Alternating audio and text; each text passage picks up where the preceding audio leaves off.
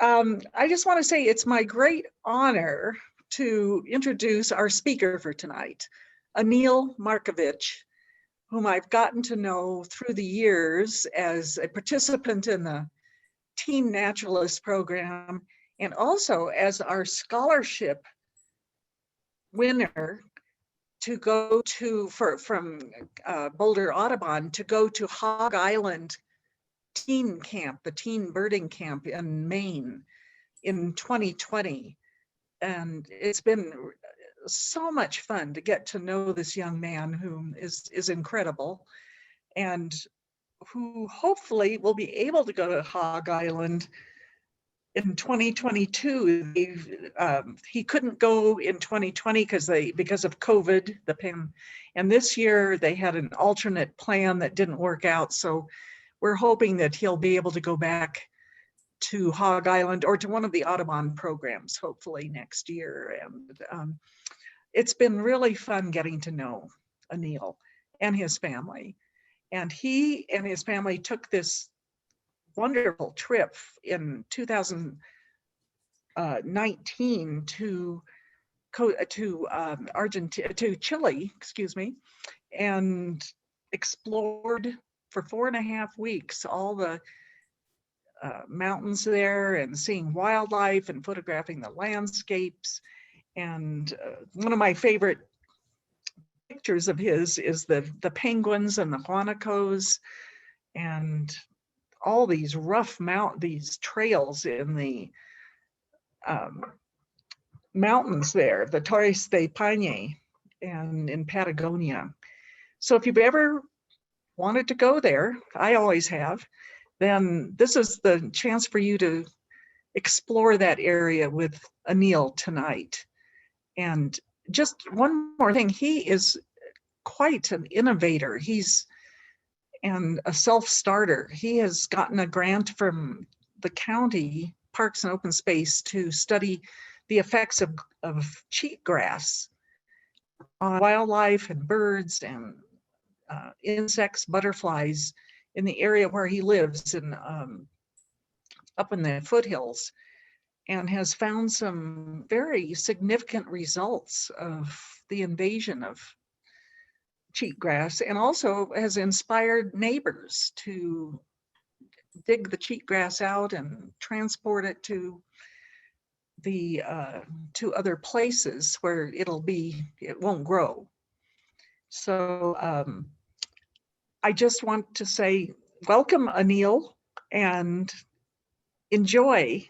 everybody enjoy his talk on Patagonia. Thank you so much, Carol, for the introduction. So hello and welcome to this presentation about my 4.5-week trip to Patagonia, Chile. I took this trip with my parents in November 2019, and tonight I hope to share with you some of the things I learned about conservation, about how humans can be stewards of nature, as well as the beauty of Patagonia. So where is... Oh. Okay. Technical problem. My slides aren't changing. Give me 1 second. This is not expected. Oh, okay, it lagged. Okay, so where is Patagonia? Patagonia is at the tip of South America, right here. So in this image, if you look towards the left of South America, there's a band of mountains running north-south. And pretty much that band of mountains is Chile. To the right of that is Argentina. We briefly went into Argentina, but most of our time was spent in Chile, to the left of a band of mountains. To the left of a band of mountains is also the Pacific Ocean, and to the right of Argentina is the Atlantic Ocean. So that's where Patagonia is. So here is a map of Chile. And these are kind of the 3 major locations that we went to during our trip. So the red dot is the far south with penguins and Punta Arenas. The green dot is kind of the middle part of Patagonia with Torres del Paine National Park, and the blue dot is northern Patagonia with Patagonia National Park. Okay, so this shows the rough bounds of Patagonia. Let's zoom in on that and to the first part of our trip. So we arrived at the red dot, which is Punta Arenas, and we staged there to recover from the trip. And then we crossed the black part, which is between the green dot and the red dot, which is the Strait of Magellan, to go to Terra del Fuego, which is a large island very far south at the tip of South America. The green dot is a small town called Provenier, a small fishing village. And the blue dot is Parque Pinguino Rey, where we saw king penguins. Okay, so to the start of our trip. We felt very lucky to arrive in Punta Arenas because we weren't sure we were going to be able to make it there at all. There were a lot of social protests in Chile at the time asking for a new constitution. And in the capital of Chile, there was some violence, there were some problems, so we weren't sure we were going to be able to go.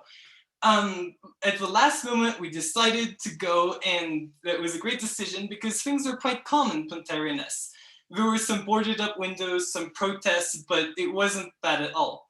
What was interesting is that all the international banks had broken windows and graffiti all over them, while the local banks had huge glass windows perfectly unscathed. So the protests were very targeted. So on our first day in Chile, we got a really great opportunity to see an experimental documentary from a local filmmaker. It was about human rights, and we didn't understand a lot of it because our Spanish was extremely limited back then, but it was great to see the local art so quickly. This is a small community center in which the movie was shown, which had lots of great programs. They taught how to make fermented food and had math classes for the community.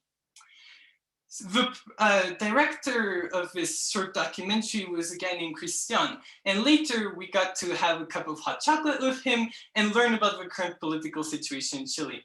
It was a great experience for us to be so quickly immersed in the local artistic culture and also to get the local perspective on the current events. And these are some Magenic penguins on a small island right off the coast, very near to Punta Arenas. So these are Magellanic penguins. They're not very tall, maybe about this tall. And on this island, they have a nesting colony. Actually, the two penguins you see in this picture are in a nest, but at the time there weren't any baby penguins. I was super excited to be there because I'd never seen penguins before, even though I really love penguins. So this is an exciting experience for me. There was also a sad part to our visit to the Magenic penguin colony because there are a lot of trails that wind through the island, allowing tourists to visit the penguins. And many of them go right through the nesting colony, and you're allowed to be within 2 meters of the penguins. The penguins are obviously disturbed by this continuous human presence. Not surprisingly, there are more and more tourists and less penguins. But there are many other happy seabirds on the island, such as the seagull, or these southern terns. All in all, our visit to the Magenic penguin colony was bittersweet. It was awesome to see the penguins, but also sad to see that humans were negatively affecting them. So we went back to Punta Arenas and rented a car because we were ready to set out for Terra del Fuego. The guy who was renting the cars was very nice, and he warned us about something that at the time I thought was a bit strange. He said, when you open the car door, make sure to hold on to the handle because otherwise the wind can blow off the door. Okay, well, that's kind of weird. But in retrospect, it was very good advice. I totally see how that could have been a possibility. We luckily didn't rip any doors off any cars, but Patagonia is very windy. Imagine the crazy gusts we get here in Colorado, just continuous without the pauses. So we took our car and we drove out for Terra del Fuego. We even had to take a ferry, which is very exciting for me because this is the second seagoing boat I ever took in my life after the one we took to the Magenic penguin colony. And believe me, this one is a lot bigger and much more impressive. So in this image, the water you see is the Strait of Magellan, named after Magellan, who came here a few hundred years ago and discovered the area, which is of course inhabited by native peoples. On the far side is Terra del Fuego, which translates to the land of fire, because at the time there's so many campfires from the native people that it looked like the land was on fire, hence the name. Terra del Fuego is a beautiful place, full of wide open green rolling countries surrounded by the blue sea and perpetually covered by gray rolling clouds. There are lots of sheep and also lots of guanaco. Guanaco are relatives of llamas and alpacas. They're wild, and they mostly live in the sheep paddocks because most of the island on the Chilean side is covered by sheep paddocks. But they're able to jump over the fences and move around. They're wild. So even though they are able to jump over fences, as this one is doing in this picture, there still is a problem because sometimes they, when near the roads, they panic when they jump over fences because there's a car going by, and then they maybe break their ankle or something similar, and then they die, which is very sad. So there still is very much a need for habitat connectivity in this area and some way for guanaco to move more easily. And this is a town of Provenier, about 4 hours dirt road driving from the ferry. So lots of dirt road driving. Provenier is an interesting place because it feels like a step back in time. It's a small fishing village and everything feels very old and slow. And it just has a very old feeling character. It's the best way to put it, I think. We got to stay in a beautiful hostel hosted by a guy named Eduardo. He was hilarious, even though he spoke very little English and we spoke literally no Spanish. We immediately had a great relationship with him, had a great time figuring out how to communicate with each other and getting plenty of jokes across. And so we spent 2 nights in Provenier, and after the first night, we woke up to an incredible breakfast he'd prepared with sweet bread and honey and butter and bread. It was incredible. And we set out for the penguin colony. This time, it's king penguins. And this is a king penguin colony in a small private park called Parque Pinguino Rey. King penguins are just slightly smaller than emperor penguins, making them the 2nd largest penguins in the world. This is kind of a special colony because usually they don't nest in areas near continents. Even though Terra del Fuego is an island, it's a really big island. And they tend to nest in areas around Antarctica, on small islands around Antarctica, such as South Georgia. To the left, you can see kind of a brownish shape, and that's one of the baby penguins. Here's a better look at the baby penguins. Aren't they adorable? They look like the adults in a potato sack. I love them. To the right, to the left, there's a group of 3 penguins, and the one in front has something on the back of its neck. That penguin is molting. Many of the penguins there were molting at the time. The experience of being in Parque Pinguino Rey was completely different than the one of being in the Magenic penguin colony, because here everything is penguin conservation first. You have to stay over 50 meters away from the penguins, and only 12 people are allowed in the park at a time. So the penguins are very well protected here. And you may think this was a disadvantage because we had to stay so far away, but my experience was completely to the contrary. Being able to watch penguins be penguins undisturbed by humans is such a pleasant experience and is so much more enjoyable than watching penguins that are stressed out. So to me, at least, being further away and respecting the penguins was a much more positive experience. The story of Parque Pinguino Rey reflects this focus on penguin conservation. A few years ago, there was a local rancher that heard that there were penguins on her property and that people were coming to visit those penguins. Some of those people were doing things they weren't supposed to, like put penguins in their car, etc., etc. So she contacted the National Park Service and asked them to protect the penguins. And they said, no, it's not that many penguins, we're gonna leave soon. And this made some sense because, as I said earlier, king penguins usually only nest on the islands around Antarctica and not on such a big, almost continent-like island. But they stayed, and she decided to take matters into her own hands and create a private park called Parque Pinguino Rey. Now she has over 100 penguins, lots of willing tourists like ourselves, and a thriving community of scientists and researchers. Shoot, that was my train of thought. And now the National Park Service wants to actually get the park for themselves, but she says, no, you had your chance and you missed it. The park is home to many of our birds, such as these upland geese. Over the course of a trip, upland geese became one of my favorite birds. You always see them in pairs because not only do they mate for life, but when one dies, the other dies. So the one on the left of the white head is a male, and the one on the right with a cinnamon colored head is a female. They're really beautiful birds, and you see these complementary colors next to each other all over the landscape. On to the next part of our trip. We left Terra Del Fuego, which is in the lower right part of this image, and went to a red dot, which is Payaque National Park. We went there as a detour to our actual destination, which was Puerto Natales. Puerto Natales is usually used as a staging point to go to the famous Torres del Paine National Park, which is exactly what we did. So, to review, we're going to Puerto Natales, but we're taking a detour to Payaque National Park. Wait, I promise, it says Pai there.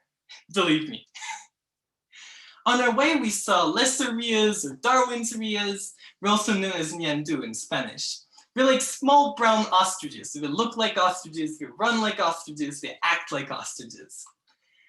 Rheas have a kind of an interesting life cycle because the way things work in Rhea society is that the male builds a nest, and then a female comes along, she mates with him, lays an egg, and then the female runs off and goes to find another male.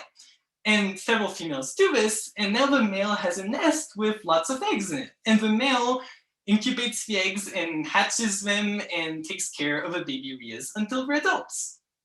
One thing with Rheas that we realized is that they have no way to get through the fences. So this again highlights the importance of connecting all these different sheep paddocks in such a way that the wildlife can move through. Payaque National Park feels vast, even though it's quite small. It was a very volcanically active area a long time ago, and you can actually see on the horizon line, there's lots of cones, and those are old extinct volcanoes. The ridgeline going through the center of the image is actually the rim of one of those volcanoes. While we were in Payaque National Park, we got to see big hairy armadillos. I love that name, it's so sensical. That's a very good naming convention. It really is a big hairy armadillo. We were really excited to see the armadillo as we were warned of a possibility, but it seemed very unlikely. On our way to Puerto Natales, we saw some Chilean flamingos, which was another first for me, and more guanaco. So we spent a few days in Puerto Natales to get ready for our trek and to rest before going out on this 4-day trek in Torres del Paine National Park. So this image was taken in the airplane that we took from Santiago, the capital of Chile, down to Punta Arenas, the first airplane we took. And we were very lucky to get this image because, believe me, most of the time this is covered in clouds. More on that later. So just a quick overview of our trek to get you oriented. We started at the start. I know this is super counterintuitive, but you'll have to bear with me here. And each of the dots is a refuge except a blue one. So the first day we hiked to a red dot, then the next day to a yellow dot, then the next day to a green dot, the final day to a pink dot. But we took a detour to a blue dot, which is the French Valley, a very scenic valley in Torres del Paine National Park. So this is what you see when you arrive in Torres del Paine National Park. These 3 iconic towers that are the symbol of the park. But when we arrived, we saw none of this. It was pouring. When I say pouring, I mean really pouring. We'd gone up early in the morning, gone to the bus station in the rain. There's all these people with backpacks. Seemed like we drove for hours in the bus with lots of mud splattering onto the sides. And we arrived in what seemed like the middle of nowhere. It was still pouring. Seemed like we hiked for hours and hours, and we finally arrived at this little refuge lost in the mountains. There, everything changed because it was warm and there was good food. And once everyone dried out, there was a great atmosphere. It was very festive with people from all around the world. There's a local Chilean singer that sung some Chilean songs for us, and we got to meet people from all over the world. This is one of the best things about the trek, at least in my opinion. It was meeting all these people, and then you got to know them really well because day after day you meet them in one refuge after the other as you hiked at the same rate. I mean, with those you hiked at the same rate. So the refuge we stayed in was about in the center of the river valley you see here. And this was the second day when we were hiking away from the refuge and looking back. I love the name of this pass. Windy Pass really represents Patagonia very well. Second day, we saw lots of beautiful views and lots of flowers. The third day, it was drizzling again, but it wasn't pouring, so we felt pretty grateful. The only problem is that the trails looked like this. Yeah, I'm pretty sure that's not a stream because we didn't get lost. The fourth day, it was beautiful and sunny, and we got ready to hike up the French Valley. There was a handy place where you could leave your large backpack to travel lighter up the valley. To the left of this image, you can see me acting silly, which is super classic. The French Valley is full of beautiful moss-lined waterfalls and incredible views. Now, if you take this view and turn 180 degrees away from it, you see this. In this image, you can actually see a glacier. There's a ridge line about halfway up the image and over to the left, and that is a glacier kind of hanging on the mountain.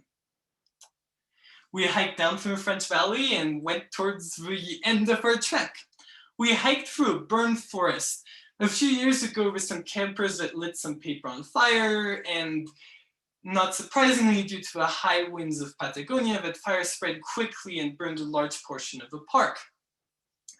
And interestingly, there's a really big ecological difference between here and Patagonia, because here, even though we have more and more fires because of climate change and we're way too intense and we have problems with fires, but fires are also a natural part of the ecosystem, which is really important in regenerating the ecosystem. But in Patagonia, it's different. The ecosystem isn't adapted for fire, and fires really are devastating. So a lot of invasive species came back in this area, and it's having a hard time recovering. But it is slowly recovering. You can see some native bushes growing in the center of this image. So this area has kind of an eerie beauty of all these burned trees and the lakes beyond. And I think it's a very good reminder that when we're in nature, we're visitors and we have to take care of nature, act like courteous guests, not throw around things and not pay attention. We're here as visitors and we need to come with respect for the environment and for nature. There's a lesson to be learned there. And finally, we finished our trek. We'd hiked for 4 days. We'd come further than I'd imagined possible. Came from all the way on the other side of this mountain. And all in all, this trek had been an incredible experience, both because of the beautiful nature and also because of all the wonderful people we'd met along our way. On to the next part of our trip. We took a quick excursion out into Argentina to the red dot, which is the town of El Calafate, which we used as a staging point to go to a very famous Perito Moreno Glacier. The town of El Calafate was a little bird preserve, which was probably my favorite place to visit in Argentina. There were lots of different kinds of birds, such as this Peruvian meadowlark, this spectacled tyrant, get it, spectacles, black-faced ibises. By the way, black-faced ibises are funny birds because we saw hundreds of them during our trip and I took so many pictures of them. But this is my only picture, which is kind of not blurry of one. So I don't know what's up with them, but they're hard for me to photograph. There are also lots of ducks, upland geese, of course, and also flamingos. Did you know that flamingos can fight? I mean, it totally makes sense, but I never even considered the possibility until I saw these two fighting. I don't know why, but... And this is the Perito Moreno Glacier. It's an interesting glacier because unlike most glaciers, climate change is not causing it to recede. Because of some weather patterns, climate change is causing more snow to fall upon the peaks behind it, which causes it to regenerate faster. So basically, climate change is making it flow faster as it's melting faster and also building up faster. This doesn't mean we don't have to risk climate change and save all the other glaciers in the world. And it's just that it's very interesting that this one has a different climatic pattern. I never even thought of that possibility. There was lots of beautiful ice with deep blue cracks, and the wildlife was also incredible. This is a gray-hooded Sierra finch, and this is a caracara. Caracaras are funny birds because they're kind of a mashup of a whole bunch of different birds we have here. They seem part red-tailed hawk, part vulture, part crow and raven. Seem to be a combination of lots of different birds. And this is actually something we noticed in Chile. It seems like a lot of ecological niches there are filled by fewer species than they're filled here. And I don't know if this holds up scientifically, but it's a pattern we noticed over and over again. For example, herbivores. Here we have elk and deer and moose and mountain goats and bighorn sheep, the list goes on. Well, their main herbivore is guanaco. They have a few kinds of small deer, but they're very rare. Or predators are another example. Here we have coyotes and foxes and mountain lions and very soon even wolves in Colorado. But there it seems like mountain lions are the main large predators.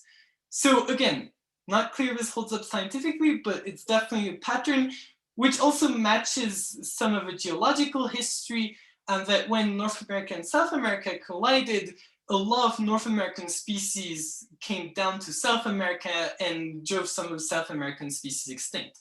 Maybe that's the reason, I don't know. On to the next part of our trip.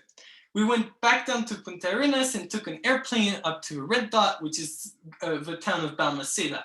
We basically used it as an airport. And then we took a very famous road that runs north-south for a long distance in Chile called La Carretera Austral, down to the green dot, which is the town of Cocan, and the blue dot, which is Patagonia National Park. So this is the Carretera Austral, or at least the northern part of it, because most of it is dirt road. So it quickly turned to dirt road, and it was many, many hours on the dirt road.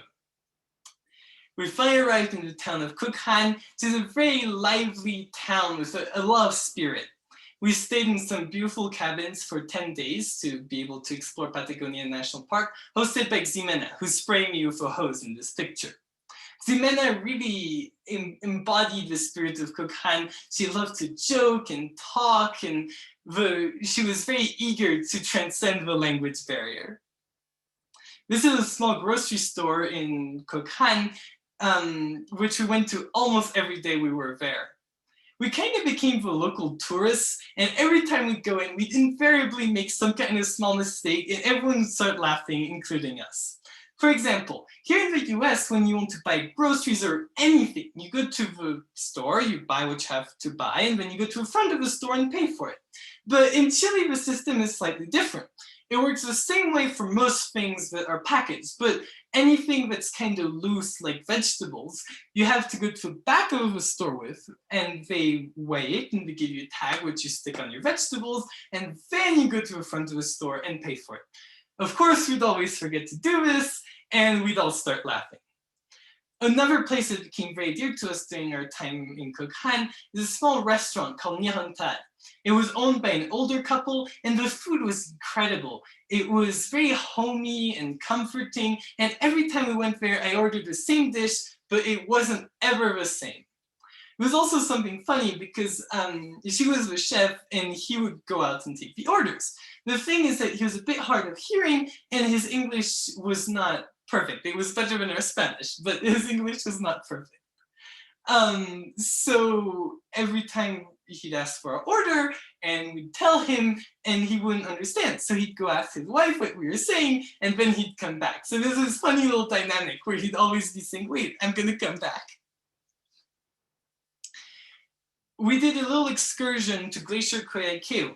Apparently sheep aren't big fans of Glacier Coyhaiqueo because they're all going to Lago Brown, but we're not sheep, so we're going to Glacier Coyhaiqueo. On our way, we saw southern lapwings, which are these beautiful birds, and also their babies. This is Glacier Coyhaiqueo. It was a very different experience than the Puritan Marina Glacier because, first of all, there were no tourists, and also we were much further away, so we could kind of see the impact of the glacier on the landscape. The scenery was really beautiful. The lake at the feet of the glacier was magnificent. The mountains surrounding the glacier are equally incredible because they're covered with huge amounts of ice. Look at this mountain. You can't tell where the rock ends and the ice starts. It's just a combination of the two. This is actually pretty common in Chile because there's an ice cap, actually the third largest ice cap in the world after Antarctica, obviously, and Greenland. So there's a lot of ice in Chile, even if this is not the ice cap, still there's glaciers, remnants of the ice cap. And so this is why you see a lot of mountains like this. And finally, Patagonia National Park. Patagonia National Park is incredible. It's a wide open valley full of rolling hills bordered by tall white snow-capped mountains. Here's a better look at those rolling hills. And the hills have a very interesting geological history because that ice cap used to be further north during the last ice age, and it sat here in Patagonia National Park, depressing the landscape. And unlike a normal glacier, which is kind of a river of ice and scrapes out this bowl, an ice cap is kind of like a lake of ice. It just kind of sits there and makes the landscape lower and adds all these hills, creating this really unique landscape. Here's another look at those hills on the sides of a river valley here. And Patagonia National Park is home to lots of wildlife, including guanaco. The guanaco here are very different than the guanaco in Terra del Fuego in their attitude, because in Terra del Fuego, they're always scared of humans, of cars, running away. Then here in Patagonia National Park, it's the opposite. They'll step out onto the road, wait for you to stop, and once they deem it appropriate, they'll consider walking off a road. Basically, they're in their power, completely unafraid, and they know that they're safe. We also saw some Andean condors. Andean condors are huge birds. I don't have a picture that shows how big they are, but it's really hard to imagine how big, hard to explain how big they are. Patagonia National Park has a very interesting history, how it came about to be. So the two people, Christie and Douglas Tompkins, that came here, I guess in the 1980s, something like that, and fell in love with the area.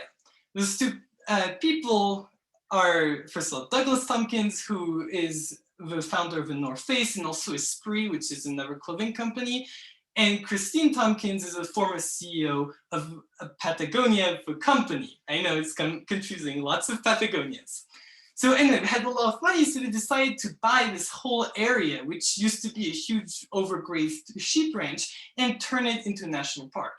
So they started by restoring the vegetation, along with hundreds of volunteers from around the world. They removed invasive plants like thistles and mullein. And here in Colorado, we know how hard those are to remove by mechanical means. But they succeeded, and then they replanted the native vegetation in the most degraded areas. They removed the sheep fences, which you can see in this a small remnant of them in this picture. And they also sold off all the sheep slowly as to not flood the sheep markets. They offered jobs to all the ranch hands who could have lost their jobs because the ranch was no longer there. So instead they could work in the national park. And then they got to work on the wildlife. They restored the environment of the wemule deer, which is a small deer, which is extremely endangered. Its populations are declining everywhere, but in Patagonia National Park, they're actually increasing. They're also taking very good care of their mountain lions, because as we saw in Yellowstone, predators are very important to the health of the ecosystem. So taking care of mountain lions is important to take care of the whole park. They also reintroduced Rheas that had disappeared. And now we have a small but thriving population of Rheas. And finally, they built incredible infrastructure, which I'm going to show you, including a visitor center, store, hotel, restaurant. And then they didn't sell, they gave all of this to the Chilean National Park Service. I should say that Douglas Tompkins has since died, but Christine Tompkins continues to carry on the work of creating a new national park. So I mentioned the infrastructure. In the park, they had the best museum/visitor center I've ever seen. It had soft, resonating wooden floors and beautiful lighting, and it had a way to transport you to another world. It covered subjects ranging from local wildlife to indigenous cultures, to local history, to environmental problems, to how to solve those problems, to inspiring you to actually solve those problems. I want to give you an example on how this visitor center operated. So this was a huge wall covered with lots of little squares of different animals on them, different species of animal, and each one had a light behind it. In the middle of the room, there was a lever with dates ranging back to maybe 1850 and forward to 2080. Okay? And as you moved the lever forward from early dates to the future, lights would start going off, representing the extinction of those species. And as you move the lever forward, you'd have this thing of, oh no, I don't want this to happen. This is not right. And it would really make you feel viscerally, not only understand intellectually, but actually feel the problem. And you really, really want to do something about it. Apparently, I wasn't the only person with this experience because the lever wasn't spring-loaded, so it would just stay with all the lights off if you left it there, but I never found it with all the lights off. They're always, it was always pulled back to have all the lights on. And this is an example of explaining something bad that is happening, but they had the same thing to inspire you to fix those problems. They had a movie theater with a short movie about how we can succeed in making the world better and restoring the planet.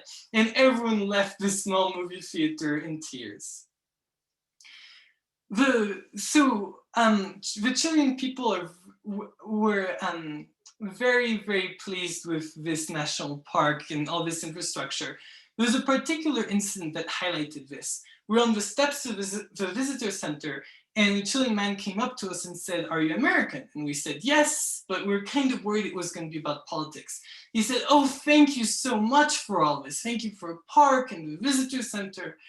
And we told him it's not us, it's the Tompkins. But I think his expressiveness really highlighted how much of a gift this was, giving the land back to the Chilean people and entrusting them with it, trusting that they would care for it as their own public land.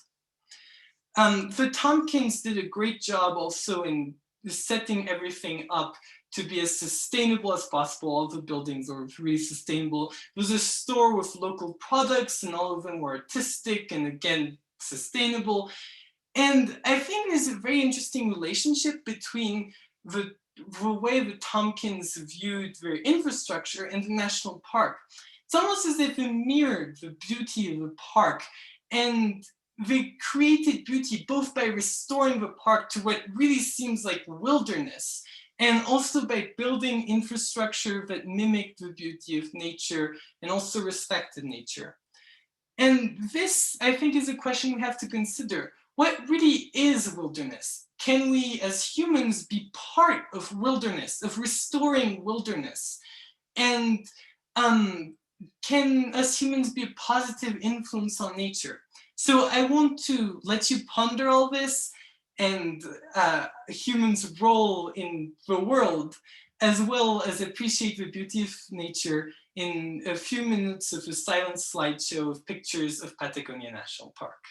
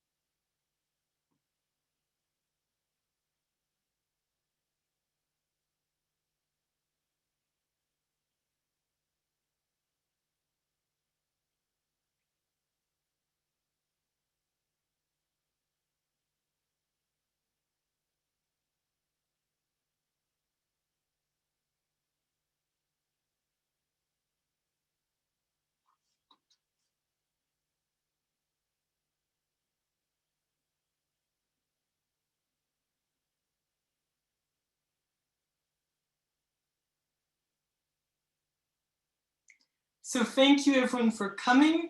Thank you to Boulder County Audubon Society for making this presentation happen. And thank you to my parents for traveling with me.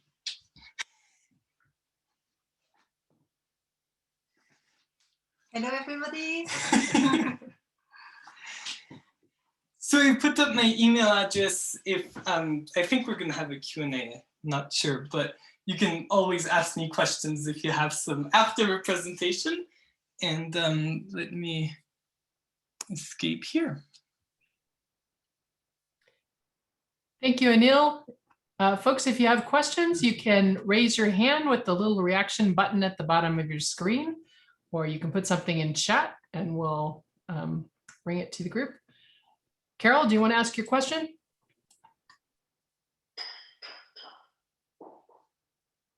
Sure, I had to unmute there. Anyll, do you know how many king penguins are in that colony? It varies based on the season, but roughly 100. I think it goes up to like 120. But I'm not sure at the time of the picture. You're a bit under 100. Okay, that's not bad. Aren't the babies adorable? I know. I totally agree. The babies are incredible. Yeah. Question from Peter in the chat. Peter, you can unmute and ask your question, or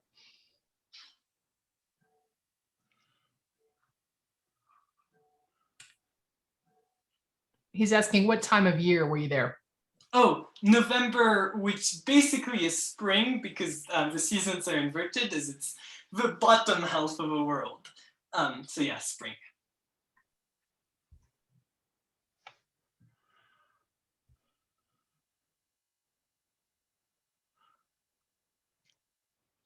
I'll ask one more. Do you know when that national park was founded by the Tompkins? Oh, yeah, let's see. I think it was like a year before we went, so I guess 2018, Okay. maybe late 2017, roughly that time frame. I'm not sure the exact date. I should know, but I That's don't okay. know. Right around that. Carol Kemper has a question. Carol, unmute.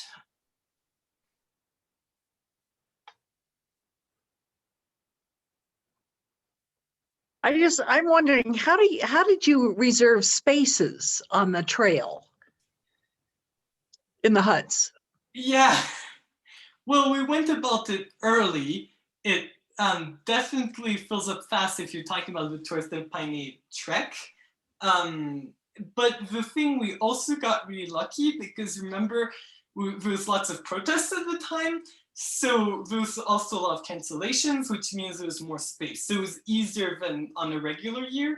And if I remember right, I think we did adjust as cancellations happened. I think we did that. So we kind of got lucky too. It was wonderful. It was. Nancy, did that answer your question, or did you want to add to that? No, thank you. It answered it. And I was wondering how many weeks was your trip? Oh, it was 4.5 weeks. Yeah. Great. Thank you. Great presentation. Thank you. Oh, you're welcome. Donna has a question about your camera. Oh. Any specifics on that, or?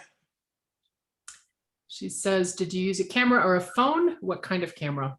Okay, so I have a 70 Mark II, and I had 2 lenses with me, both a 75 to 300 millimeter and a 25 to 105 millimeter. And that was pretty much my photography kit. I really didn't have a lot with me, but yeah, that's it. Good question.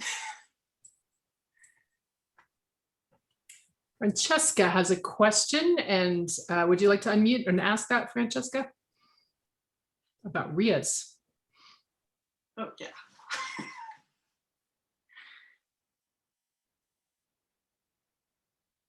Go ahead.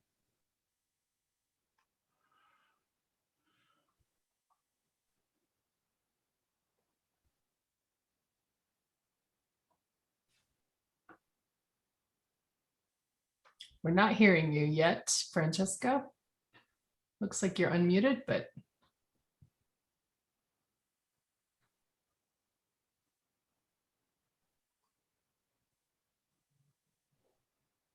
perils of Zoom. All right, yeah. What she asked in the chat was, how does a male Rhea make sure he is incubating the eggs he actually fertilized and not those of another male? That's an interesting question, and I haven't read anything on this, but my understanding is that he's always by the nest, and the males have, basically it's kind of like the roles are switched. So the males have their nests and an area around the nest, and the nests are spread out, and the females come to nest, and I assume they lay eggs relatively quickly after mating. So I guess that's not a problem. But then each male is guarding its own nest. So I guess that's how they keep it out. But I haven't read anything on it.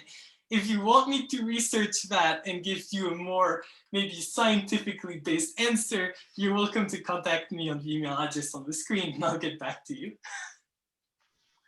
That's a good offer. Thank you. For any of you, you can do that, by the way. Huh?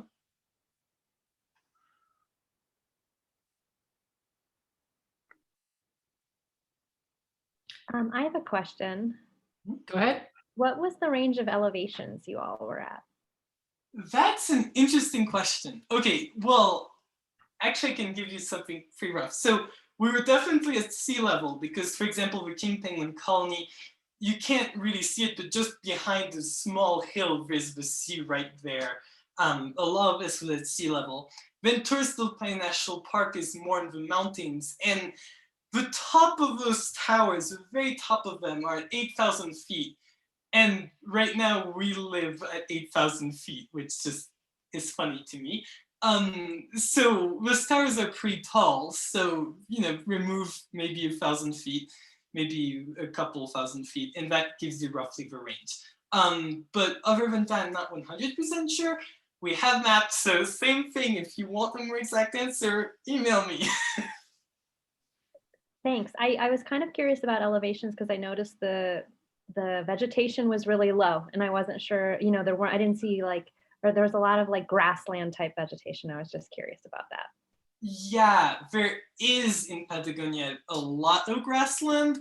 I think some of that is natural. There was also some forest removal back when ranching became a big thing, and there are native forests. I didn't really have that many pictures of them in the presentation, but in Patagonia National Park, there are places with quite dense forests. But yeah, it was mostly grassland, definitely.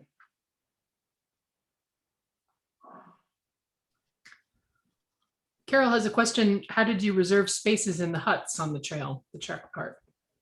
Did I already answer that one? I feel like I might have.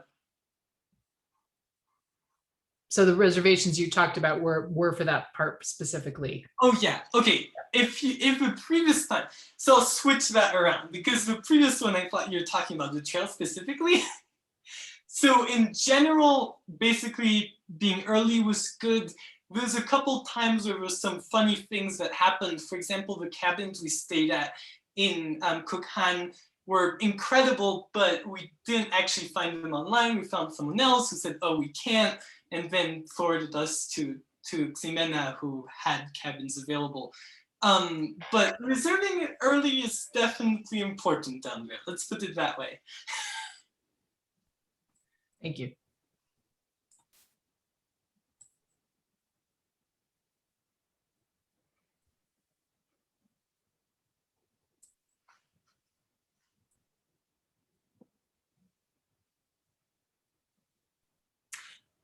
I was interested in sort of what did you see as far as the conditions of the trail? Were the trails in good shape? Were they comparable to what you might hike on around here?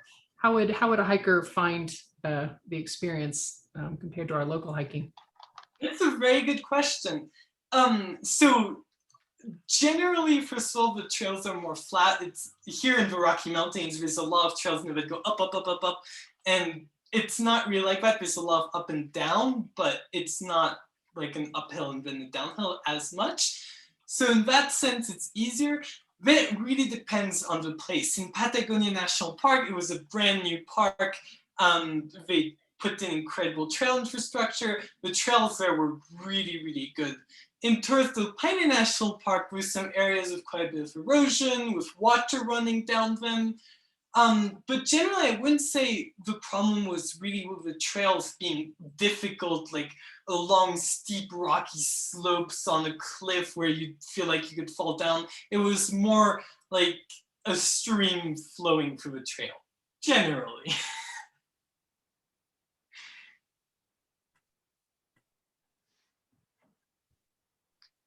Carol McCaslin, go ahead.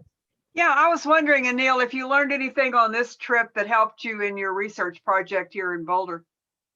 Oh, that's an interesting question. You know, I can't say it was like a specific fact or not really in terms of hard knowledge, but it definitely was a big thing in terms of the way the trip helped me grow and helped me change. And it was really a growth experience. I felt like I grew a lot during the trip, and having that experience, having grown that way, definitely helped me for research and getting organized. And so it was less in terms of a specific piece of knowledge, it was more in terms of having had this really big experience. Excellent. Excellent. Someone named iPad has their hand up. iPad, do you want to unmute and ask?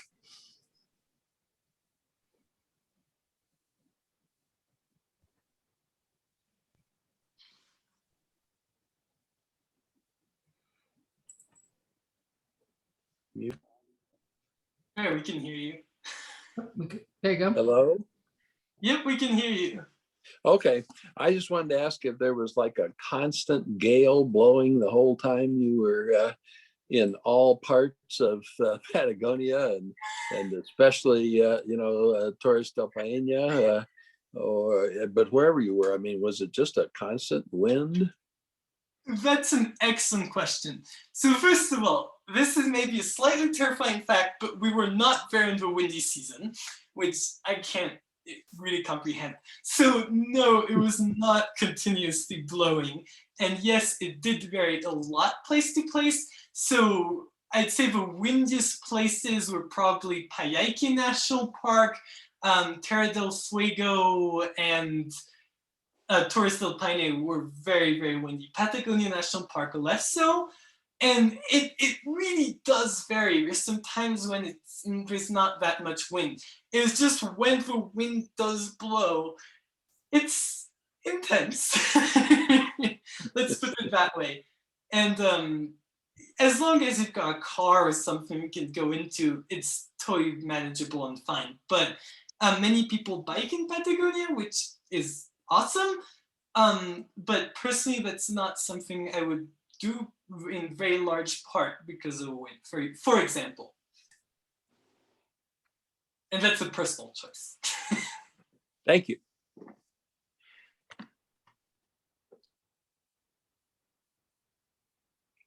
Now I'm back on mute, I think. We can still hear you, but that's fine. There you go. Any other questions, folks?